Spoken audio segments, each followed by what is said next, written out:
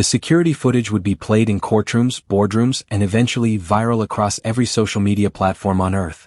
Timestamp, 2:47 p.m. Location, the penthouse dining room of Harrison Blackwell, tech billionaire, net worth $8.7 billion. A small woman in a faded yellow uniform. A massive man in a $15,000 suit turning purple. And then, impact. Her fist connecting with his solar plexus with enough force to send a 240-pound man stumbling backward. His body convulsing. Something flying from his mouth. Him gasping. Her standing there, shaking, waiting for her life to end. The headline would read, "Maid attacks billionaire in violent assault." But headlines, like first impressions, rarely tell the whole truth. This is a story about a woman who earned $2 per hour cleaning the toilets of a man who made $2 million per hour doing absolutely nothing. This is a story about the 6 seconds that separated murder from salvation. This is a story about how sometimes violence is the most compassionate thing you can do. And most importantly, this is a story about what happens when the powerful realize they owe their life to someone they never bothered to see. Her name was Adana, which means father's daughter in Igbo. She would teach Harrison Blackwell what it means to be human. But first, she had to survive being arrested for assault. Adana Okafor was 32 years old and invisible. Not literally, though sometimes she wished for that superpower. Invisible in the way that poor people are invisible to the rich. In the way that service workers fade into wallpaper, into background noise, into the category of things that maintain my life but don't require my acknowledgement. She'd been in America for 3 years. Left Nigeria with dreams woven from American movies and desperate hope. Her village in Enugu State had pooled money, aunties, uncles, cousins, neighbors, to pay for her visa application, her plane ticket, her first month's rent in a basement apartment she shared with 4 other women in Queens. The plan: work hard, send money home, bring her 7-year-old daughter over once she'd established herself. Her daughter, Kayamika God is Beautiful, was being raised by Adana's mother. Every video call was a knife in her heart. Every missed birthday, every scraped knee she couldn't bandage, every nightmare she couldn't soothe. But poverty makes you do math that breaks your soul. Stay in Nigeria. Watch your child slowly starve on a teacher's salary of $47 per month. Come to America.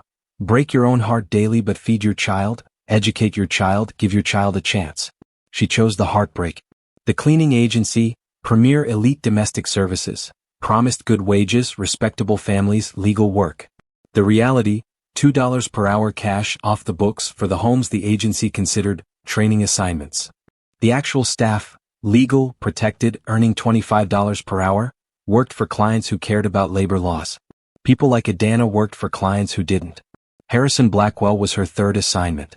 The first had fired her for using the wrong toilet brush. Apparently there were different brushes for different toilets. Who knew?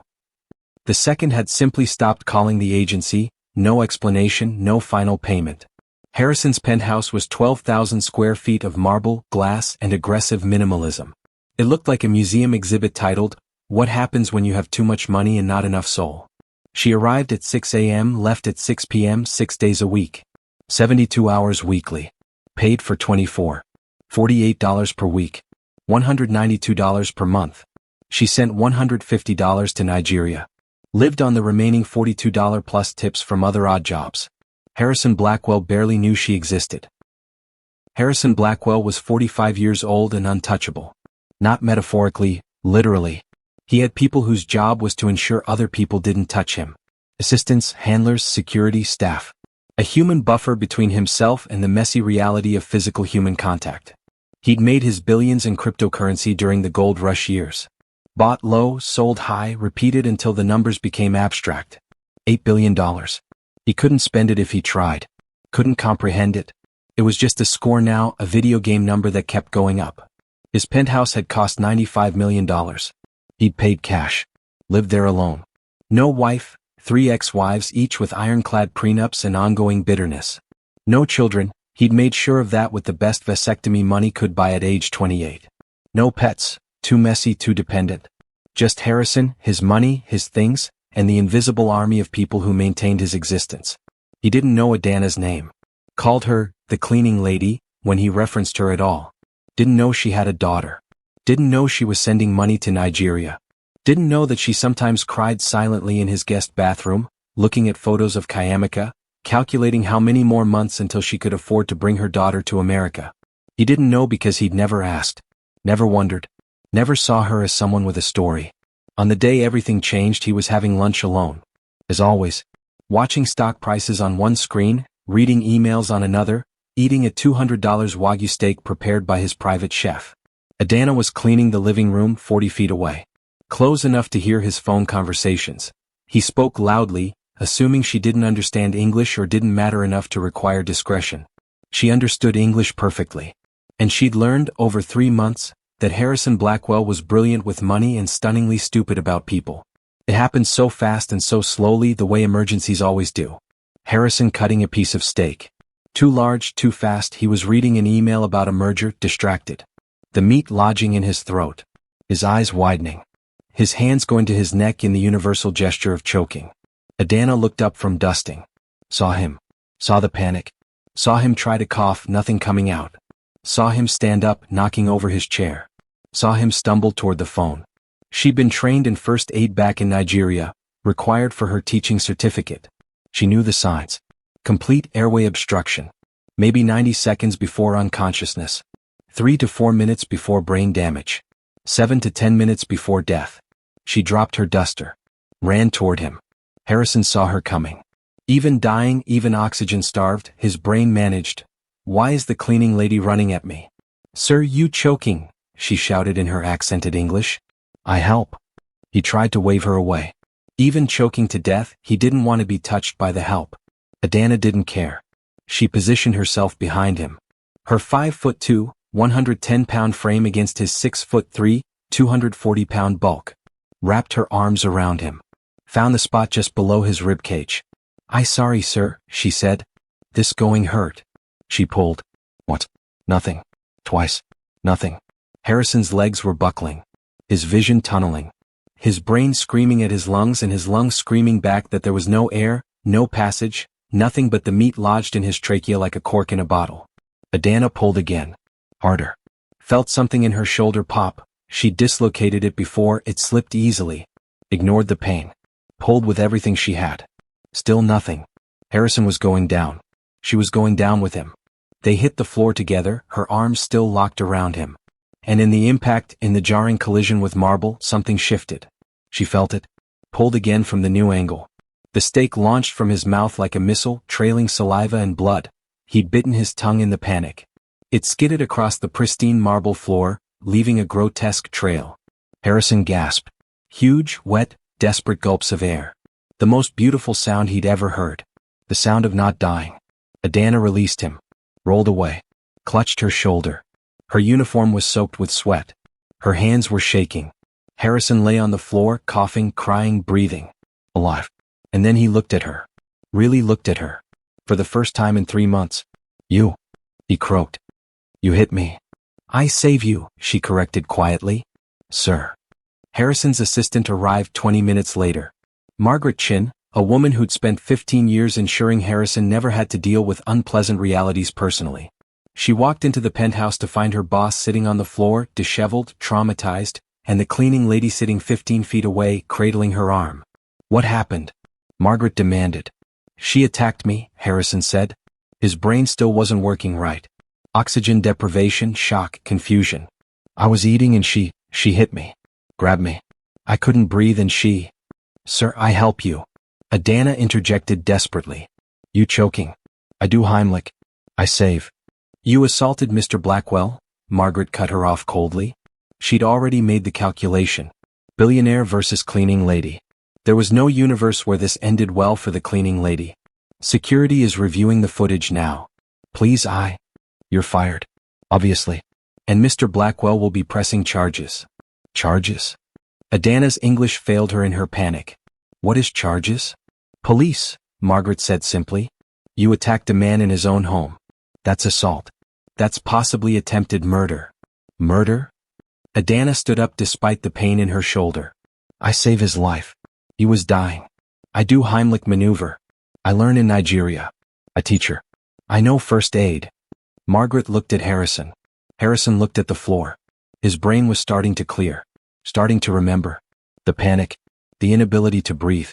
Her arms around him. The pain in his abdomen. Then air. Blessed, beautiful air. He started. We're calling the police, Margaret decided. And our lawyers. This is a liability issue. She put her hands on you. We have it on camera. We need to establish. Margaret, Harrison interrupted. His voice was getting stronger. I think she might be telling the truth. Sir, with all respect, you've just experienced a traumatic event. You're not thinking clearly. This woman assaulted you. Whether she claims it was helpful or not, she put her hands on you without consent, caused you physical pain, you're going to have bruising, and created a dangerous situation. Adana felt her world collapsing. She'd saved a man's life and was being treated like a criminal. The injustice of it was so pure, so complete, it took her breath away. Please, she whispered. I have daughter. She's 7. She in Nigeria. I send money. If I go jail, she have nothing. Please. I only try to help. I only try to save you. Harrison looked at her. Really looked. Saw the fear.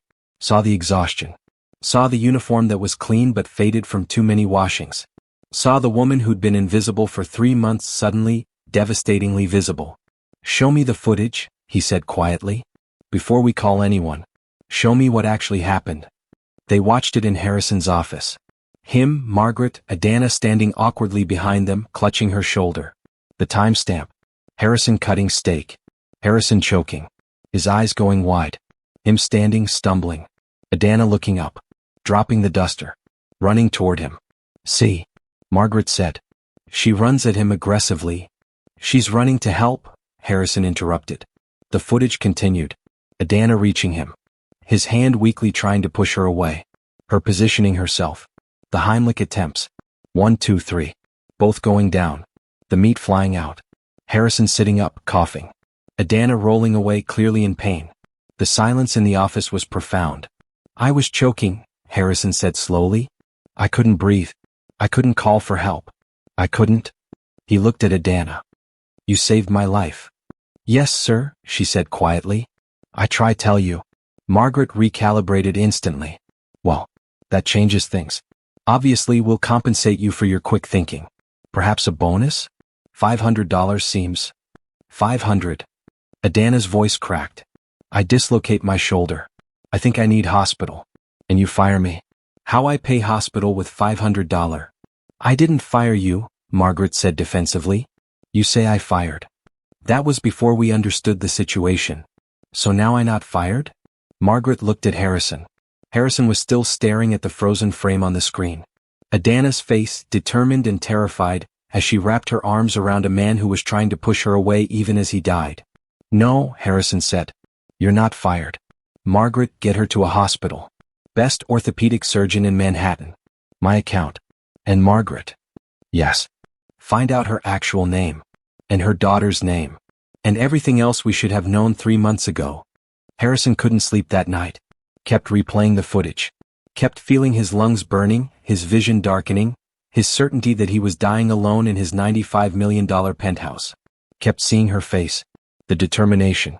The fear. The, I'm going to get fired for this but I'm doing it anyway expression. At 3 a.m. he did something he never did. He Googled her. Margaret had provided her full name. Adana Okafor, 32, from Enugu State, Nigeria. There wasn't much. No social media presence, she probably couldn't afford a decent phone. But there was an old news article from a Nigerian education website. 5 years old. Photo of a younger Adana receiving an award. Rural Teacher of the Year. Adana Okafor, 27, honored for excellence in elementary education despite resource challenges. The article detailed how she taught 40 students in a classroom with no electricity, no running water, no textbooks. How she'd made learning materials from trash and recycled paper. How her students had the highest literacy scores in the district despite having the poorest facilities. The article ended, Miss Okafor hopes to one day provide better opportunities for her daughter and continue advocating for educational access for all children. Harrison sat back. Felt something unfamiliar and uncomfortable in his chest. Shame maybe. Or recognition. This woman, this teacher, this mother, this human being, had been cleaning his toilets for $2 per hour while he made $2 million per hour moving money around on screens. And she'd saved his life without hesitation. Margaret sent him more information by morning. Adana's employment file from the agency. The training rate notation. The cash payments. The lack of workers' compensation, health insurance, legal protections. Also included, hospital report. Dislocated shoulder, muscle strain, minor bruising. Treatment cost, $4,200. Billed to Harrison's account as requested. The doctor's notes mention patient was worried about missing work, asked multiple times about cost, tried to refuse pain medication because it was too expensive. Harrison did more math. 72 hours weekly at $2 per hour equals $144. She'd been paid $48. Agency pocketing the difference. For 3 months. She should have earned $4,320. She'd been paid $576. The hospital bill alone was more than she'd earned in 3 months. And she'd saved his life. Harrison had Margaret arrange a meeting. His office. Adana arrived in her faded yellow uniform, arm in a sling, terrified. Probably thought she was being fired for real this time. Sit, Harrison said, gesturing to the chair across from his desk. A chair that had held CEOs, senators, celebrities. Never a cleaning lady. Adana sat carefully. Your shoulder. How is it? Is okay, sir. Doctor say 6 weeks, then okay. Can you work? Terror flashed across her face. Yes. Yes, I work. I work with one arm. I strong. I'm not asking you to work, Harrison interrupted. I'm asking if you're physically capable of working. Because you're on paid medical leave until that shoulder heals completely. Full wages. She blinked. Full? What is full wages? What you should have been earning. 72 hours weekly at New York minimum wage. Plus back pay for the wages the agency stole from you. He slid an envelope across the desk. She opened it with her good hand. A check. Her English wasn't perfect, but she understood numbers. $15,000. She looked up, confused. This is mistake? Too many zero? It's 3 months back pay, 6 weeks medical leave, pain and suffering compensation, and a bonus for saving my life. He paused. It's actually not enough. But it's a start. Adana stared at the check. Then at him. Then at the check again. Tears started falling. She couldn't stop them. I can bring my daughter, she whispered. With this money I can bring Kayamika. I can rent apartment. I can. She broke down completely. Sobbing. 3 years of being invisible, being exploited, being separated from her child, being so tired she couldn't remember what rest felt like. It all came pouring out. Harrison sat there, uncomfortable. He wasn't good with emotions. Especially other people's emotions. Especially justified emotions that highlighted his own complicity in systems of exploitation. There's more, he said when her crying slowed. I'm suing the agency. For wage theft, exploitation, probably trafficking. I want you to testify. You won't be in trouble, they will. But I need your cooperation. They hurt other people, Adana said quietly. Other women like me. They promise good job, good wages. Then they take money. They threaten deportation if we complain. They say nobody care about illegal immigrant. You're illegal? Harrison asked. Visa expired 6 months ago. I try to renew but cost too much. $2 per hour, I cannot save for lawyer for application for. I have lawyers, Harrison said. Several law firms on retainer, actually. One of them will handle your immigration status. Pro bono. What is pro bono? Free. They'll do it free. She stared at him like he'd said he could make the sun rise in the west. Why? She finally asked. Why you help me? You rich man. I nobody. I cleaning lady. Why you care? Harrison leaned back in his chair. Honestly? I don't know. Maybe because you saved my life. Maybe because I'm realizing I've been living in a bubble where people like you don't exist except as functions.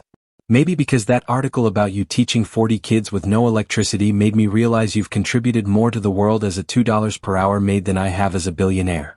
He stood up. Walked to the window. Manhattan spread out below him, glittering and indifferent.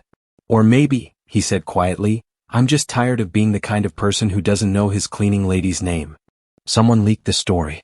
Probably the hospital. Those records weren't as private as they should have been. Or maybe the agency trying to spin it before the lawsuit hit. Either way, the story exploded. Billionaire saved by maid he paid $2 per hour. The optics were devastating. Harrison's wealth versus Adana's poverty. The security footage, now public, of her saving him. The hospital bills. The back paycheck. The exploitation by the agency. Harrison's PR team was in crisis mode. Some wanted him to hide. Some wanted him to spin it as philanthropy. Some wanted him to attack the media for invasion of privacy. Harrison, for the first time in his life, told them all to shut up. He held a press conference. Unscripted. His team nearly had collective heart attacks. My name is Harrison Blackwell. 6 days ago, I almost died choking on a $200 steak while a woman who earned $2 per hour cleaning my home saved my life. I didn't know her name. I didn't know she had a daughter. I didn't know she was being exploited by an agency I paid without questioning. I didn't know because I didn't care to know. He paused. The reporters were silent, cameras rolling. I'd like to tell you this is an isolated incident, that this level of exploitation is rare. But my lawyers have found 17 other women who worked for the same agency under the same conditions, some making even less. One woman was paid in gift cards instead of cash because the agency knew she couldn't report it. This isn't an aberration. This is a system. And I participated in it without thinking. More silence. Adana Okafor is a teacher. She taught 40 children with no electricity in rural Nigeria. She won awards for her work. She came to America dreaming of opportunity and found exploitation instead. She saved my life and nearly got arrested for it. If that doesn't tell you everything wrong with how we treat service workers in this country, I don't know what will. He looked directly at the camera. I'm not a good person. I'm not doing this for redemption or PR. I'm doing it because for 6 seconds I couldn't breathe, and in those 6 seconds, I understood something I'd been ignoring for 45 years. Everyone I've ever dismissed as the help is a human being with a story. And maybe it's time I started listening to those stories. The internet predictably lost its mind. Half the comments, performative activism. He's still a billionaire exploiting workers. The other half, at least he's trying. That's more than most rich people do. Harrison read them all. Agreed with both sides. Adana's case opened a door. Other women came forward. The agency was raided. The owners were arrested. Federal trafficking charges. Wage theft. Exploitation of vulnerable immigrants. But more women meant more problems. No money. No papers. No place to go while the legal cases unfolded. Some were too afraid to testify. Some wanted to disappear before ICE found them. Harrison found himself in a position he'd never experienced, having a problem money alone couldn't solve. Adana, shoulder healing, became an unexpected liaison. She spoke Igbo, Yoruba, some Amharic. She understood their fears. She could explain that this lawyer wasn't like other lawyers. That this rich man wasn't like other rich men. Maybe. They don't trust you, she told Harrison bluntly one afternoon. They think you use them for good publicity, then forget them. What would make them trust me? She looked at him like he'd asked why water was wet. Time. Action. Not just money. Presence. So Harrison, billionaire, found himself in church basements in Queens and Brooklyn, sitting through meetings conducted in languages he didn't speak, eating food he couldn't pronounce, listening to stories that broke something open in his chest. Women who'd left children behind. Women who'd been promised legal work and found slavery. Women who'd been assaulted, cheated, threatened, deported. Women who'd survived all of it and were still somehow, impossibly hopeful. You know what you rich people don't understand? One woman told him, translated by Adana. We don't hate you for having money. We hate you for thinking money makes you separate from us. For thinking your life has more value than ours. For dying alone in your fancy home and needing one of us to save you. Harrison had no response to that. Kayamika arrived on a Tuesday. 7 years old, confused, scared, clutching a stuffed animal that had seen better days. She'd been on a plane for 16 hours. Had never left Nigeria before. Didn't understand why her mother was crying. Adana held her daughter for the first time in 3 years. Sobbed into her hair. Kept saying, I'm sorry, I'm sorry, I'm sorry, in Igbo while Kayamika patted her awkwardly, not understanding but trying to comfort anyway. Harrison watched from a distance. Margaret had arranged the visa, the flights, the logistics. But this moment, this reunion, felt too private for him to witness. He started to leave. Mr. Harrison. Adana called out. She was still crying but smiling now. Come meet Kayamika. He approached awkwardly. Knelt down to the child's level. Something his father had never done with him, something he'd never thought to do until now. Hello, Kayamika. Your mother is very brave. The girl looked at him solemnly. Then, in careful English, thank you for bringing me to Mama. Something in Harrison's chest cracked open completely. This child thanking him for doing the bare minimum, reuniting a mother with her daughter, when he'd been the one benefiting from the system that separated them in the first place. You're welcome, he managed. I hope you'll like America. I like anywhere Mama is, Kayamika said simply. Children, Harrison thought, had a way of cutting through nonsense with pure truth. The lawsuit settled. The agency owners went to prison. 17 women received back pay, immigration support, job training, housing assistance. The fund Harrison created, managed partially by Adana, who turned out to have a sharp mind for logistics, grew to support hundreds more women in similar situations. Adana didn't work as a maid anymore. Harrison had offered her a position coordinating his new foundation, the Kayamaka Initiative, supporting immigrant workers and their families. The irony of naming it after a 7-year-old was not lost on anyone, but Kayamaka thought it was hilarious, so the name stuck. She earned $75,000 per year now.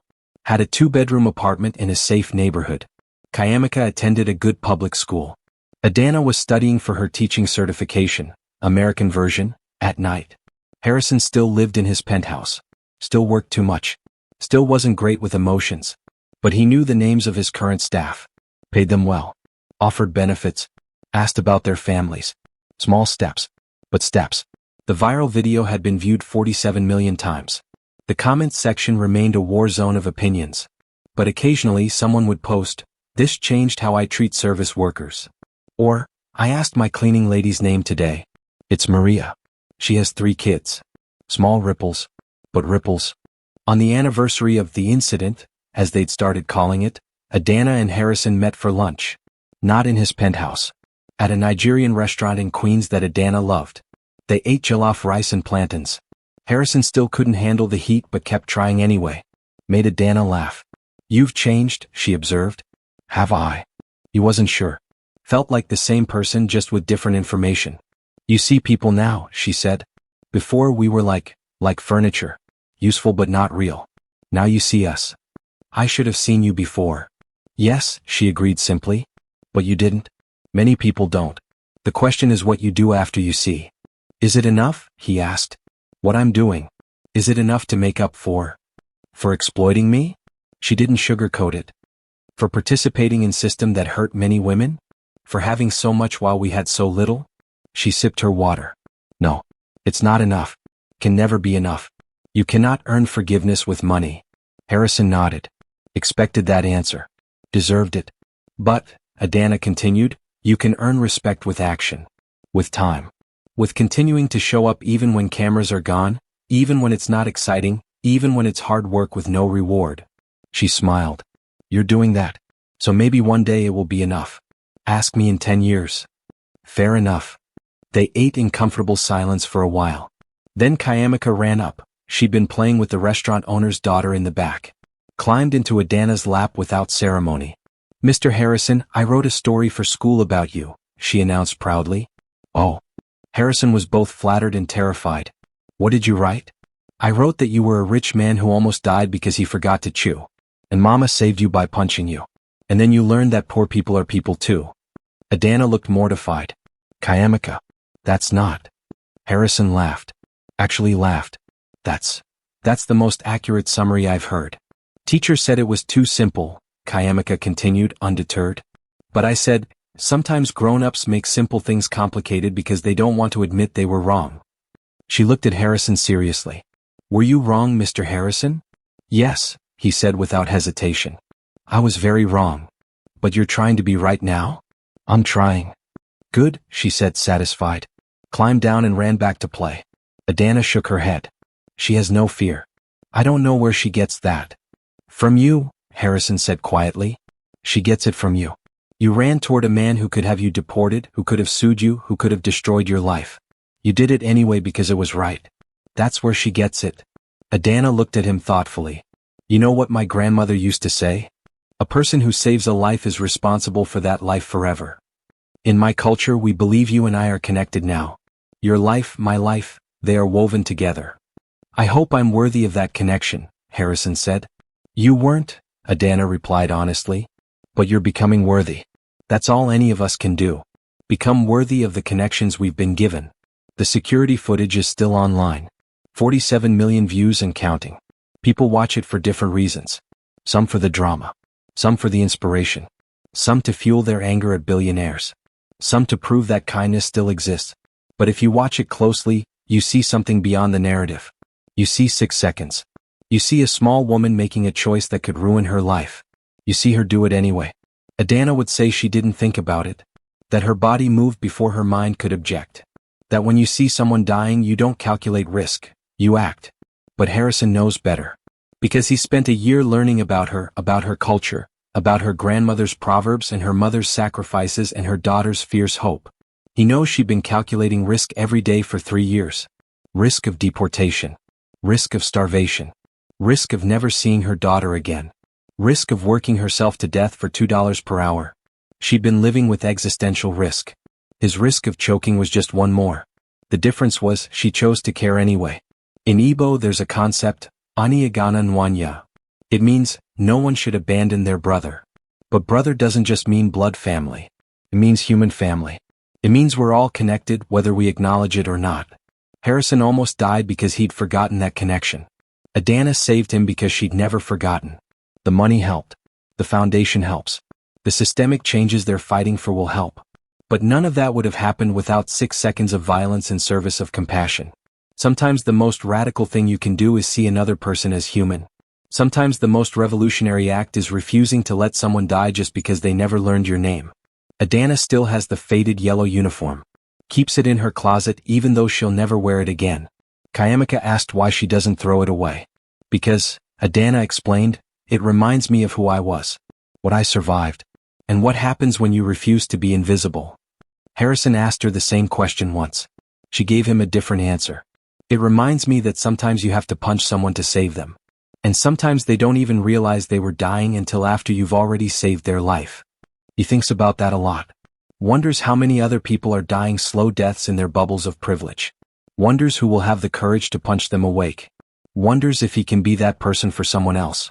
The footage ends with Adana rolling away, clutching her shoulder. Harrison coughing alive. Both of them on the floor of his $95 million penthouse. Both of them human. Both of them saved.